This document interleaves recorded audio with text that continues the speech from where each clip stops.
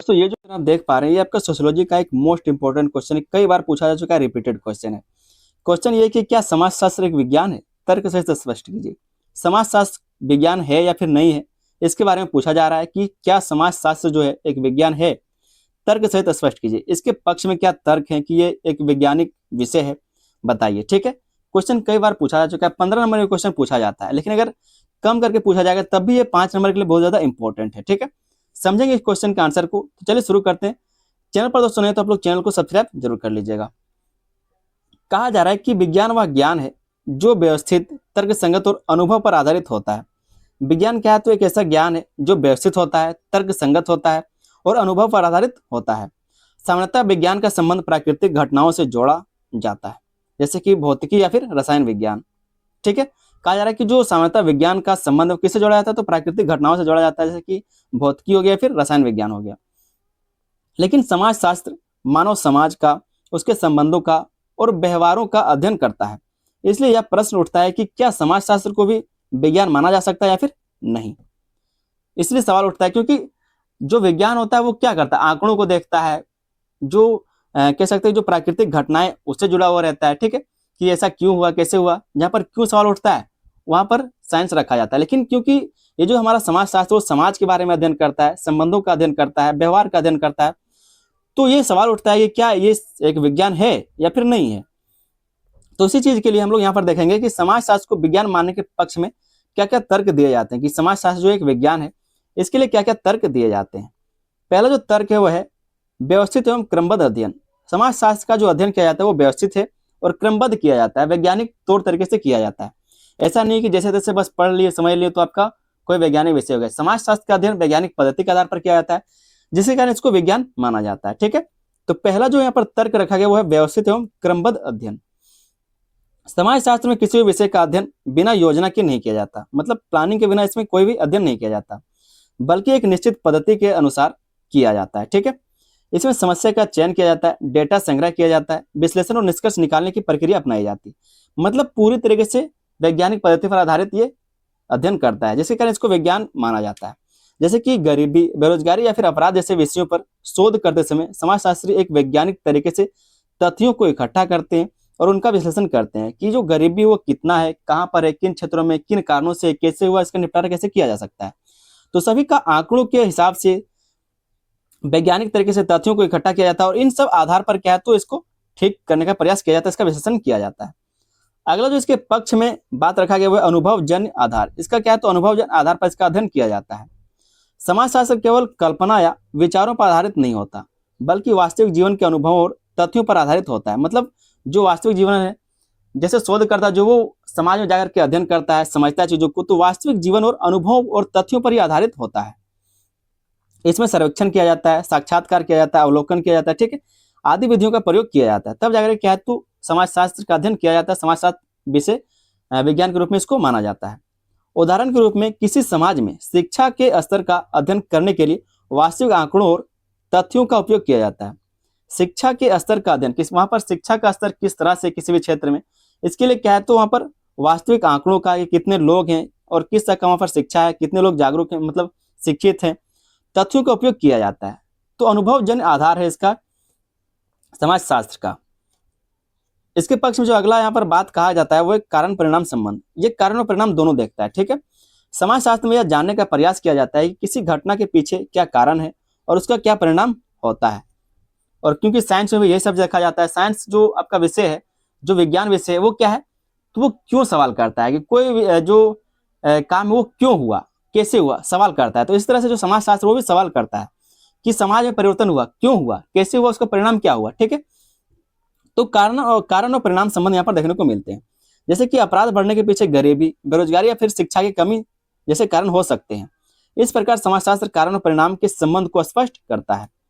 अगला जो बात इसके पक्ष में कहा जाता है कि समाजशास्त्र एक विज्ञान है, वह वस्तुनिष्ठता। ठीक है, विज्ञान की तरह समाजशास्त्र भी निष्पक्ष रहने का प्रयास करता है। इसमें व्यक्तिगत भावनाओं का, पूर्वाग्रह को अलग रखकर तथ्यों का अध्ययन किया जाता है। मतलब क्या होना चाहिए इसको अलग करके जो है सो हो को पढ़ाया जाता है, उसका अध्ययन किया जाता है। ठीक है, मतलब विज्ञान की तरह समाजशास्त्र भी निष्पक्ष तरीके से अध्ययन करता है, प्रयास करता है। वो व्यक्तिगत भावनाओं को इसमें अलग कर दिया जाता है, मतलब पूर्वाग्रहों को अलग करके रखा जाता है और तथ्यों का सिर्फ अध्ययन किया जाता है, जो है सो है। समाजशास्त्री अपने शोध में व्यक्तिगत राय को कम से कम रखते हुए वास्तविक तथ्यों पर ध्यान देते हैं, जो वास्तविक फैक्ट है उन पर ध्यान दिया जाता है। इसके पक्ष में जो अगला बात कहा जाता है वो है सिद्धांत निर्माण। सिद्धांत निर्माण, समाजशास्त्र में विभिन्न सिद्धांत बनाए जाते हैं जो सामाजिक घटनाओं को समझाने में मदद करते हैं। जैसे कि समाज के विकास, वर्ग संघर्ष या फिर सामाजिक संबंधों के बारे में कई सिद्धांत दिए गए जो समाज को समझने में सहायता करते हैं। तो कई सारे जो समाजशास्त्री हैं वो क्या करते हैं, समाज के बारे में कई सारे सिद्धांत दिए हैं जिससे पता चलता है कि समाज जो है किस तरह से काम करता है, ठीक है, समाज कैसे बढ़ता है, इन सब चीजों का वो अध्ययन कर पाता है। तो सिद्धांत निर्माण इससे होता है। अब हम लोग देखेंगे समाजशास्त्र को विज्ञान ना मानने के पक्ष में तर्क। समाजशास्त्र को कई सारे जो पक्ष है वो विज्ञान नहीं मानते, उसके पक्ष में क्या तर्क दिए जाते हैं। पहला जो तर्क है वो है पूर्व वस्तुनिष्ठता का अभाव, मतलब पूर्ण वस्तुनिष्ठता का अभाव है यहाँ पर, ठीक है, पूर्णता यहाँ पर वस्तुनिष्ठता यहाँ देखने को नहीं मिलता है। समाजशास्त्र में अध्ययन का विषय स्वयं और मनुष्य और उसका समाज है। कहा जा रहा है कि समाजशास्त्र में जो है वो अध्ययन का विषय क्या है, तो स्वयं मनुष्य है और उसका समाज ही है।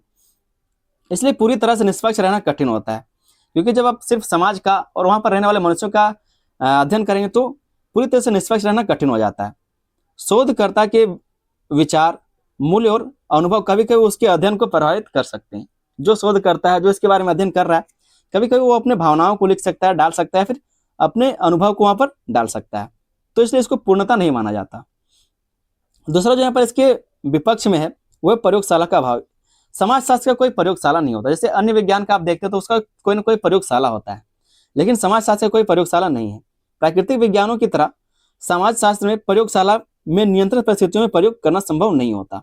जैसे फिजिक्स है, केमिस्ट्री है, ठीक है, चाहे वो रसायन विज्ञान है, फिर कोई भी विज्ञान हो उसका प्रयोगशाला होता है, कोई ना कोई प्रयोगशाला जहाँ पर उसको प्रयोग किया जाता है कि इससे क्या होगा। कोई दवाई बनाते तो उसका प्रयोग किया जाता है, लेकिन समाजशास्त्र कोई प्रयोग नहीं होता। समाज में होने वाली घटनाओं को नियंत्रित करना कठिन होता है, इसलिए सटीक प्रयोग करना मुश्किल होता है। समाज में की जो घटनाएं है वो कभी भी किसी भी तरह से हो सकती है, कभी भी बदल सकता है, जरूरी नहीं कि हमेशा ऐसा ही होता होगा। इसका कोई प्रयोगशाला है ही नहीं। अगला जो इसके विपक्ष में तर्क दिया जाता है वो है सटीक भविष्यवाणी का अभाव। यहाँ पर भविष्यवाणी नहीं किया जा सकता। जबकि अगर आप कोई दवाई बनाते हैं तो आपको पता चलता है कि ये 60% काम करेगा, लेकिन अगर ये जो समाजशास्त्र में सटीक भविष्यवाणी नहीं किया जा सकता कि किस तरह से ये काम करेगा, समाज किस तरह से आगे बढ़ेगा, इसके लिए कोई भविष्यवाणी नहीं किया जा सकता। विज्ञान में भविष्यवाणी अधिक सटीक होती है, लेकिन समाजशास्त्र में ऐसा हमेशा संभव नहीं होता है, क्योंकि मानव व्यवहार स्थिर नहीं होता, वह समय और परिस्थितियों के अनुसार बदलता रहता है। क्योंकि समाज भी स्थिर नहीं रहता और ना ही आपका जो मानव व्यवहार है वो स्थिर रहता है, समय के साथ वो बदलता रहता है, इसलिए इसका सटीक भविष्यवाणी नहीं किया जा सकता। चौथा जो इसके विपक्ष में तर्क दिया जाता है वो है मापन की कठिनाई। मापन की यहाँ पर कठिनाई होती है। प्राकृतिक विज्ञानों में चीजों को मापना आसान होता है। जो प्राकृतिक विज्ञान है उनमें क्या है, तो चीजों को मापना आसान हो जाता है, लेकिन समाजशास्त्र में भावनाओं, विचारों और संबंधों को मापना कठिन होता है। भावनाओं को नहीं नाप सकते, विचारों का संबंधों को नहीं नाप सकते, ठीक है। जैसे कि खुशी, संतोष या फिर सामाजिक संबंधों की गहराई को सटीक रूप से मापना मुश्किल होता है। तो इसके पक्ष में कुछ तर्क दिए जाते हैं, इसके कुछ विपक्ष में तर्क दिए जाते हैं, दोनों का आपको लिख देना, यही आपका क्वेश्चन का आंसर हो जाएगा। आगे दोस्तों एक छोटा सा निष्कर्ष देख लेते हैं। कहा जा रहा है कि उपरोक्त तर्कों के आधार पर यह कहा जा सकता है कि समाजशास्त्र में विज्ञान के कई गुण मौजूद हैं, ठीक है, कई क्या तो गुण मौजूद हैं। जैसे व्यवस्थित अध्ययन और अनुभवजन्य आधार और कारण परिणाम संबंध। हालांकि इसमें कुछ सीमाएं भी हैं, जैसे पूर्ण वस्तुनिष्ठता की कमी देखने को मिलती है, सटीक भविष्यवाणी का अभाव देखने को मिलता है, इसलिए समाजशास्त्र को सामाजिक विज्ञान कहा जाता है। इसलिए क्या है तो समाजशास्त्र को सामाजिक विज्ञान कहा जाता है, ठीक है, सिर्फ इसको विज्ञान ना करके क्या है तो सामाजिक विज्ञान कहा जाता है, सोशल साइंस कहा जाता है। तो उम्मीद करते हैं दोस्तों क्वेश्चन का आंसर को समझ में आ गया होगा। इसी तरह से आपको आंसर लिखना है। चैनल पर नए तो आप लोग चैनल को सब्सक्राइब कर लीजिएगा। प्लेलिस्ट आप लोग के लिए बना दिए, लिंक डिस्क्रिप्शन में जाके चेक कर लीजिए, ठीक है, और तैयारी फटाफट शुरू कीजिए, अपने दोस्तों में इसको शेयर भी कर दीजिएगा। मिलते हैं किसी अगले वीडियो में, तब तक के लिए धन्यवाद। जय हिंद।